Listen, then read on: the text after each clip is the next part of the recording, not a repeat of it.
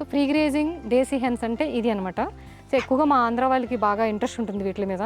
So నాకంత only ఆవులు, bulls, వ్యవసాయము, సనాతన ధర్మం ఇదే నా బాధ అంతని. వీళ్ళు మాత్రం కొంచెం అన్నీ ఉంటే బాగుంటుందని ఒక 2 చిన్న మేకలు ఇలా హెన్స్ కూడా మెయింటైన్ చేస్తున్నారు మా వాళ్ళు.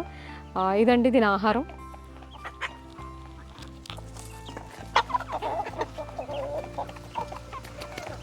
సో దీని ఎరువు కూడా చాలా మంచిది పొలానికి. దేశీ హెన్ ఎరువు వచ్చేసి స్మెల్ రాదండి. మీరు ఒక కోలగూడులోకి వెళ్ళి కూర్చున్నా కూడా అస్సలు స్మెల్ రాదు. అదే మనకి ఫార్మ్స్ ఉంటాయి కదా, హెన్స్ ఫార్మ్స్ పక్క నుంచి వెళ్ళినా కూడా భరించలేము. చాలా బ్యాడ్ స్మెల్, ఫుల్ స్మెల్ వచ్చేస్తూ ఉంటుంది. ఎక్కడ ఎంత దూరం వస్తుంది. ఇది దాని లోపలికి వెళ్ళి ఆ రెట్లో ఏదైతే వేస్తుందో అక్కడికి వెళ్ళినా కూడా స్మెల్ రాదు.